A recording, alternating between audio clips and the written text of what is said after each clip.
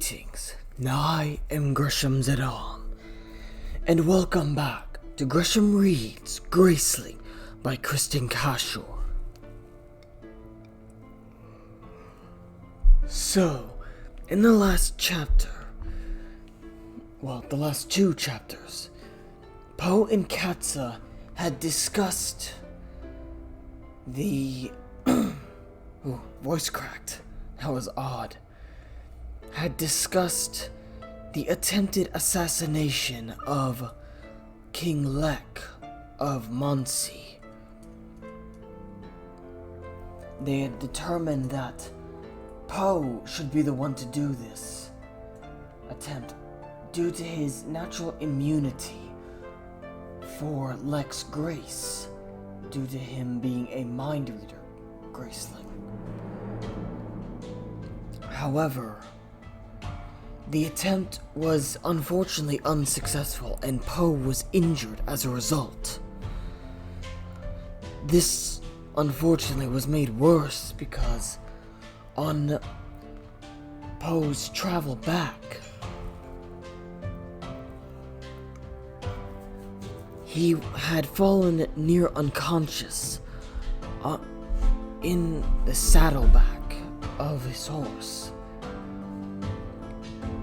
This resulted that while he was traveling up the path towards the secluded area where they had set up camp, Poe and the horse had fallen and landed in the pond. Poe, of course, landing face first, which is unfortunate as injuries like that tend to lead to major complications. But whether Poe had anything happen besides the injury or not remains to be seen. Now, due to issues rising up, I will only be reading one chapter today, so do forgive me if you were hoping for more than just one. So let us begin with chapter 27. In the dark, on the side of a mountain, no one can move quickly who doesn't have some particular grace to do so. They moved, and Katsa did not break her ankle stepping blindly before the horse, as others would have, but they didn't move quickly. Katsa barely breathed, so hard was she listening behind them. Their pursuers would be on horseback, and there would be many of them, and they would carry torches. If Lek had sent a party in the right direction, then there would be little to stop them from succeeding in their search. Katsa was doubtful that even on flat land they could have moved much faster. So unwell was Poe. He clung to the horse's mane, eyes closed, concentrating fiercely on not falling off. He winced at every movement, and he was still bleeding. "Let me tie you to the horse," Katsa said to him once when she had stopped at a stream to fill the flasks. "Then you'd be able to rest." He took a moment to process her words.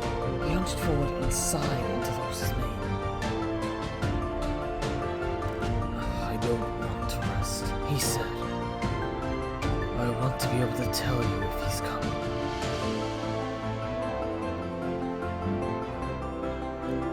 So they were completely without his grace, but he was completely without his reason to make such a comment while Bitterblue sat directly behind him, quiet, intent, and missing nothing what was said. "Careful," she thought to him. "Bitterblue. I'll tie you both to the horse," she said aloud, "and then each of you can choose whether or not to rest." "Rest," she thought to him, as she wound a rope around his legs. "You're no good to us if you bleed to death." "I'll not bleed to death," he said aloud. Katsa avoided Bitterblue's eye. until his reason had returned. They continued south slowly. Katsa tripped and stumbled over rocks and over roots of stubborn mountain trees that clung to cracks in the earth. As the night wore on, her stumbling increased, and it occurred to her that she was tired. She sent her mind back along the past few nights and counted. It was her second night without sleep, and the night before that they'd only slept a few hours. She would have to sleep then, sometime soon, but for now she wouldn't think of it. There was no use considering the impossible. Several hours before dawn, she began to think of the fish she had caught earlier.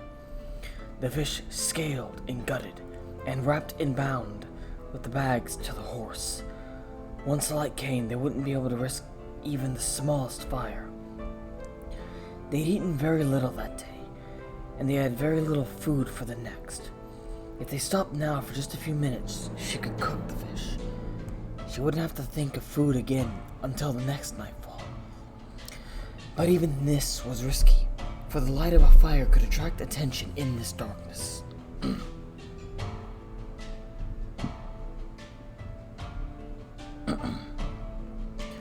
Poe whispered her name then, and she stopped the horse and walked back to him. "There's a cave," he whispered. "A few steps to the southeast." His hand swayed in the air and then rested on her shoulder. "Stay here beside me, and I'll lead us there." He directed her footsteps over stones and around boulders. If she'd been less tired, Katsa would have taken a moment to appreciate the clarity with which his grace showed in the landscape. But now they were at the entrance to Poe's cave, and there was too much else to consume her mind. She must wake Bitterblue, untie her, and help her down. She must get Poe from the horse and onto the ground. She must find wood to build a fire, and then get the fish cooking. She must dress Poe's shoulder again, because it still bled freely no matter how tightly she bound it. "Sleep while the fish cooks," he said, as she wound the clean strips of cloth around his arm and chest to staunch the flow of blood. "Katsa, get some sleep.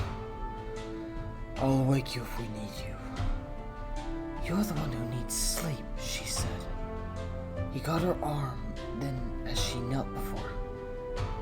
"Katsa, sleep for a quarter of an hour. No one is near. You won't get another chance to sleep tonight."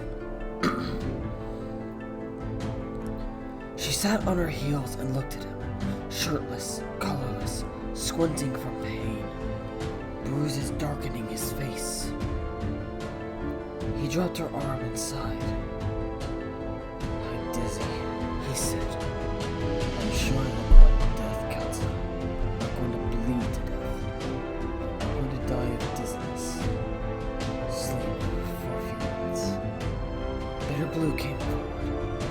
"He's right," she said. "You should sleep. I'll take care of him." She picked up his coat and held him into it, moving his bandaged shoulder gently, carefully. Surely, Katsa, he could manage without her for a few minutes. Surely they would all do better if she got some small sleep. So she lay down before the fire and instructed herself to sleep for only a quarter of an hour. When she woke, Poe and Bitterblue had barely moved. She felt better. They ate quietly and fast.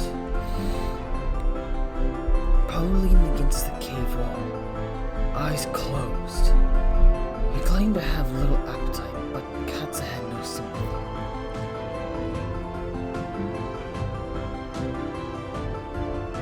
She sat before him and fed him pieces of fish until she was satisfied that he'd eaten enough. Katsa was suffocating the fire with her boots, and Bitterblue was binding together the remaining fish. When he spoke, good you weren't there, Katsa, he said. For today, I listened to that prattle on for hours about his love for his kidnapped daughter. About how his heart would be broken until he found her. Katsa went to sit before him. Bitterblue shuffled closer so that she could hear his whispered words. I got through the outer guards easily, Poe said. I came within sight of him, finally, in the early afternoon. His inner guard surrounded him so closely that I couldn't get a shot at him. I waited forever. I followed them. They never once heard me, but they never once moved away from the king. He was expecting you, Katsa said. They were there for you. He nodded, then winced. Tell us later, Poe, Katsa said. Rest for now.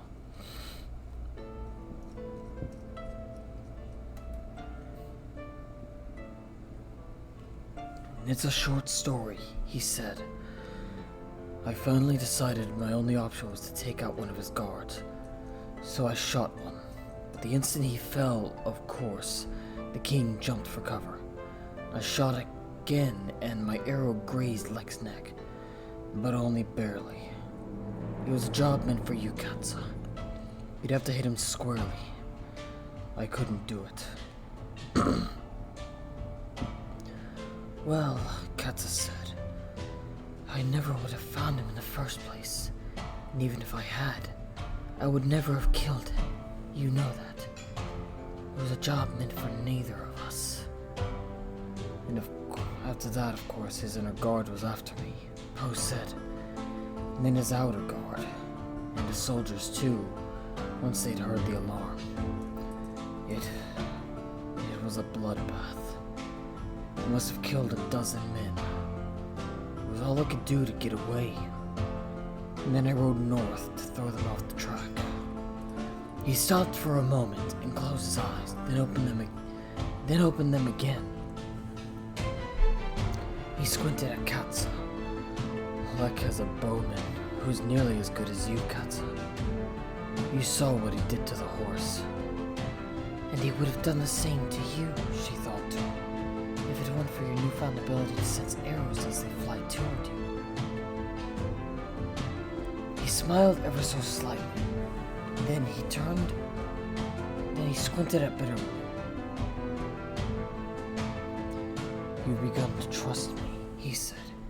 You tried to kill the king, Bitterblue said simply. All right, enough talking, Katsa said. She returned to the fire and smothered it. They pushed Poe up into the saddle again. And again she tied her charges to the horse. And in her mind, over and over, she warned Poe, implored him, Poe, to stop announcing aloud every little thing his grace revealed to him. In the light of day, they moved faster, but the movement was hard on Poe. He didn't complain once about the bouncing of the horse, but his breath was short and his eyes flashed with a kind of wildness. And Katsa could recognize pain as easily as she recognized fear. She saw the pain in his face and in the tightness of his muscles, of his arms, and his neck whenever she pressed his shoulder. Which hurts more? She asked him in the early morning. Your shoulder or your head? My head. A person with an aching head shouldn't be riding an animal whose every step reverberated like an axe to his skull. But walking was out of the question. He had no balance. He was forever dizzy and nauseated. He was forever rubbing his eyes. They bothered him. At least the bleeding of his shoulder had slowed to a dribble. And talking no longer confused him. He seemed to remember, finally, to hide his grace from his cousin.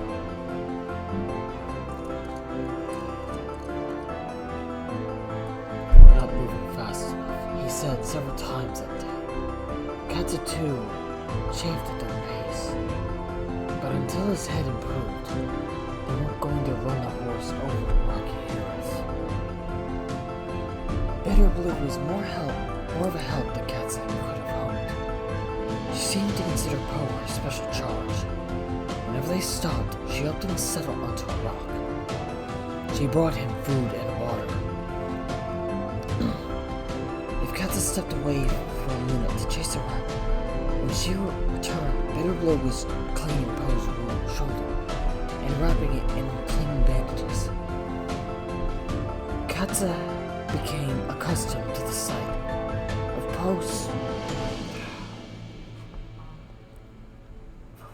For goodness sake. Darkus, you need to silence your phone. Yeah, sorry about that.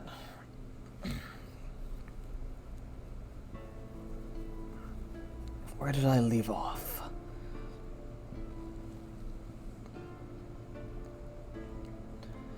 Ah, there it is.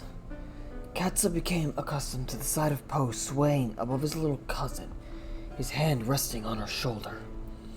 By the time the sun began to set, Katsa felt the fatigue of the last few days and the last few sleepless nights. Poe and Bitterblue.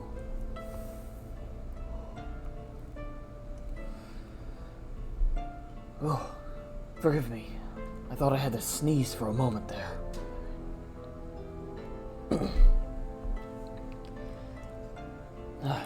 They've been showing up quite regularly, and it's been irritating. Sorry.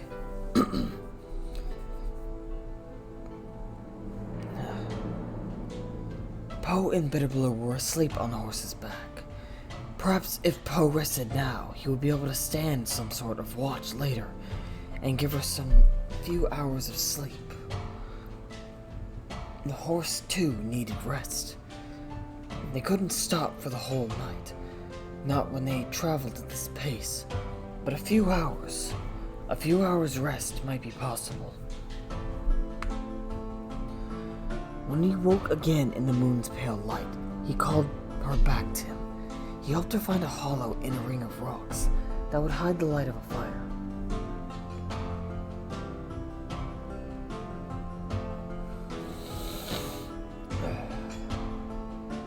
Are you alright, Darkus?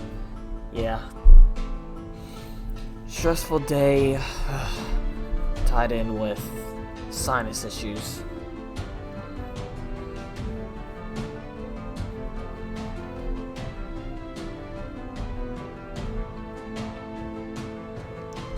We're not moving fast enough, he said again, and she shrugged, for there was little to be done about it. She woke Bitterblue, untied her, and slid her down from the horse. Poe slid himself down, carefully. Katsa, he said. Come here, my Katsa. He reached for her and she came to him. He wrapped his arms around her, his hurt shoulder slow and stiff, but his unhurt arm strong and warm. He held her tight and she held him steady. She rested her face in the hollow of his neck, and a great sigh rose within her.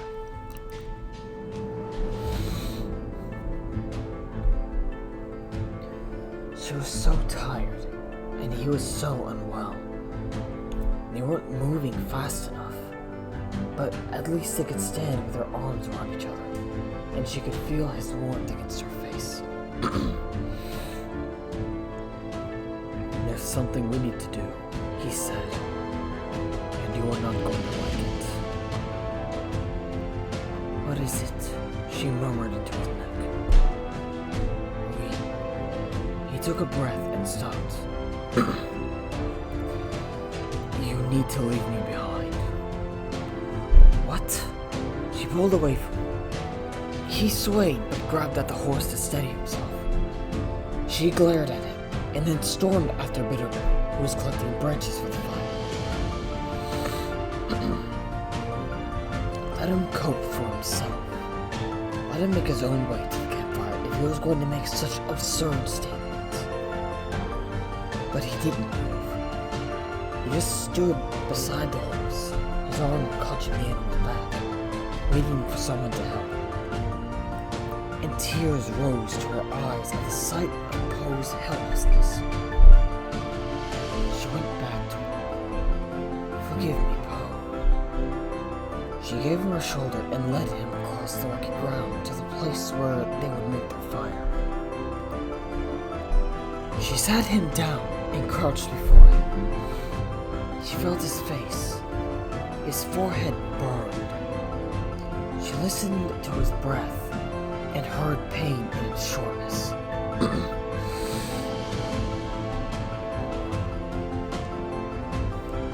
"Katsa," he said, "look at me. I can't even walk. The most important thing right now is speed. And I'm holding you back. I'm no more than a burden." "That's not true. We need your grace." "I can tell you they're seeking you," he said, "and I can promise you they'll continue to seek you, as long as you're in Muncie. I can tell you they're likely to find your trail, and I can tell you that once they do, the king will be on your heels. You don't need me with you to repeat that over and over. I need you to keep my mind straight. I can't keep your mind straight. The only way for you to keep your mind straight is to run from those who would confuse you. Running is the only hope for the child." Bitterblue came beside them then, with an armload of sticks and branches. "Thank you, Princess," Katsa said to her. "Here, bring the rabbit I caught. I'll build the fire." She would think about the fire, and she would pay Poe no attention. "If you left me behind," Poe said, "you could ride faster. Faster than an army of soldiers." Katsa ignored him. She piled twigs together and focused on the flame growing between her hands. "He will catch up to us, Katsa, if we continue at this pace. And you won't be able to defend either of us from him." Katsa added more twigs to her fire and blew on the flames gently. She piled sticks on top of the twigs. "You have to leave me behind," Poe said. "You're risking Bitterblue's safety otherwise." Katsa shot up to her feet, her fists angry and hard, suddenly beyond any pretense of calmness. "And I'm risking yours if I leave you behind. I'm not going to leave you on this mountain to find your own food and build your own shelter and defend yourself when luck comes along when you can't even walk, Poe. What are you gonna do, crawl away from his soldiers? Your head will feel better soon.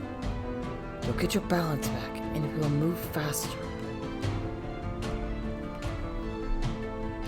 He squinted up at her then and sighed.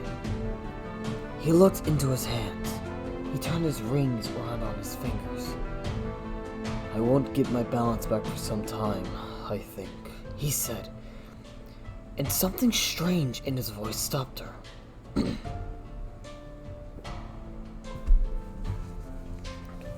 "What do you mean?"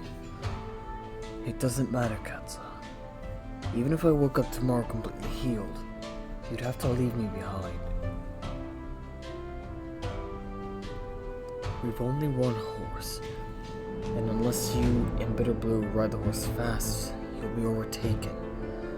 I'll not leave you behind. Katsa, this isn't about you or me. This is about Bitterblue." She sat down suddenly, the strength knocked out of her legs. For it was about Bitterblue. They'd come all this way for Bitterblue, and she was Bitterblue's only hope. She swallowed. She made her face expressionless, for the child must not know how much it hurt her to rank Bitterblue's safety above Poe's. And then she knew suddenly that she was going to cry. She held her breath steady and didn't look at him. "I thought to get a few hours of sleep," she said. "Yes," he said, "as sleep for a bit, love. She wished that his voice was not so soft and kind. She wrapped herself in a blanket and lay beside the fire with her back to it. She commanded herself to sleep. A tear trickled over the bridge of her nose and down into her ear. But she commanded herself again. She slept. When she woke, Bitterblue slept on the ground beside her. Poe sat on a rock before the crackling fire and looked into his hands. Katsa sat with him. The meat was cooked, and she ate it gratefully. For if she ate, she did not have to talk. And if she talked, she knew she would cry.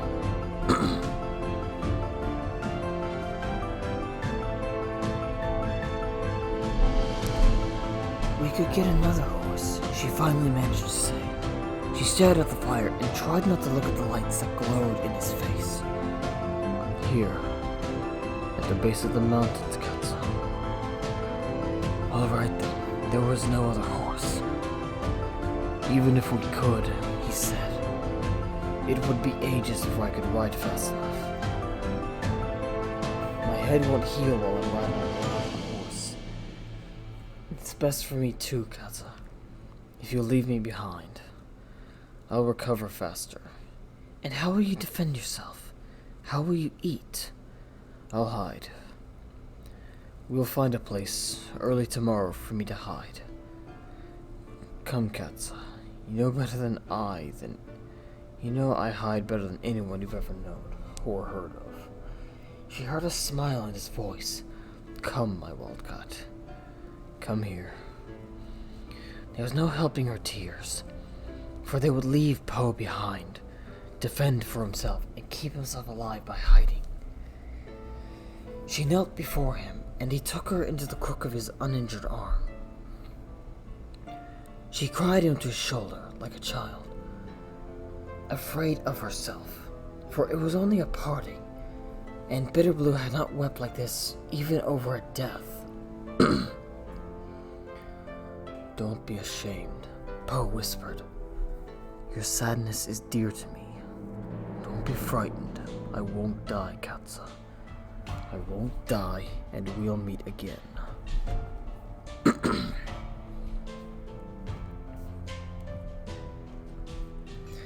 When Bitterblue woke, Katsa was packing their belongings. Bitterblue watched Katsa's face for a moment. Then she watched Poe, who stared into the fire. We're leaving you then, she said to Poe. He looked up at the child and nodded. Here? No, cousin. When morning comes, we'll search for a hiding place. Bitterblue kicked at the ground. She crossed her arms and considered. Poe. Sorry. What will you do in your hiding place? I'll hide, Poe said, and recover my strength. And when you're strong again? I'll join you in Lightning, or wherever you are, and we'll plan the death of King Luck.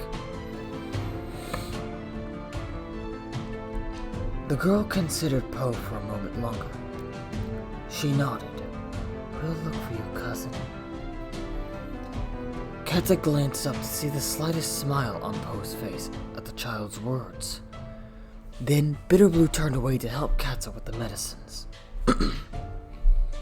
The child's teeth.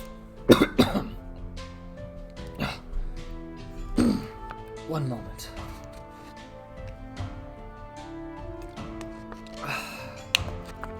That's much better. Then Bitterblue turned away to help Katsa with the medicines. The child's teeth chattered as she knelt beside Katsa. She had no coat, and the blanket she wore as they traveled was threadbare. The girl carried their packages to the horse, brought water to Poe, and shivered. Why had Katsa not saved the hides of the rabbits she'd killed? She would have to do something. She would have to find Bitterblue something warmer to wear. For this child's protection was her charge, and she must think of everything. Her care of Bitterblue must be worthy of post-sacrifice.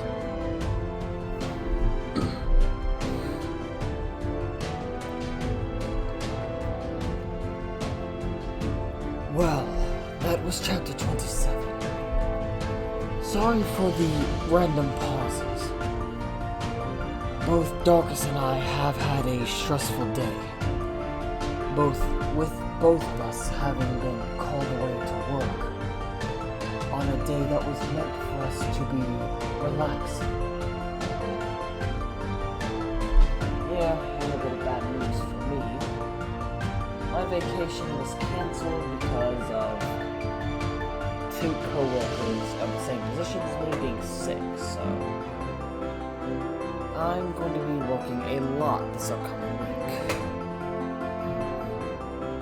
Is it the COVID that has been spreading? They have to honestly take the test to see.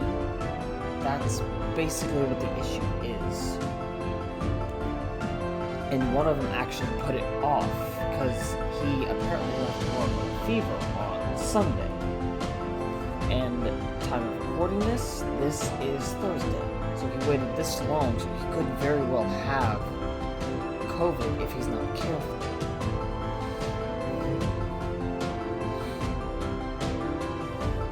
And I was also called in because the coworker that was supposed to work today had strep throat, and as a result, he's home for a few days. Though he did call in last night with a fever of 101, so he also needs to take a test to make sure he doesn't have COVID. If either of them result in a positive result, what will happen? All of the workers at work will get the test as well. And more than likely we'll all be put into quarantine, meaning no work for about 4 weeks, I believe. And with how often I've been getting called into work on my off days, I haven't had the chance to go grocery shopping, so my pantry's looking kind of empty right now. Why are you here then, instead of grocery shopping? I need to rest, get my head together.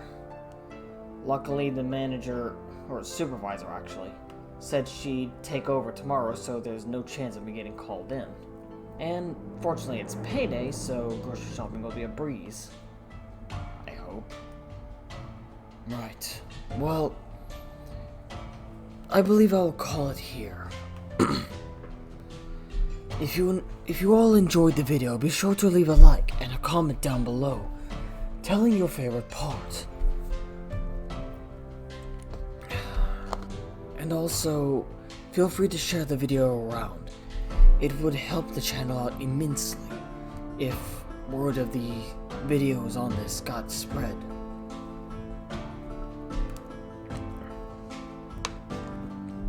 Also, feel free to subscribe and ring the notification bell so that you know whenever we upload.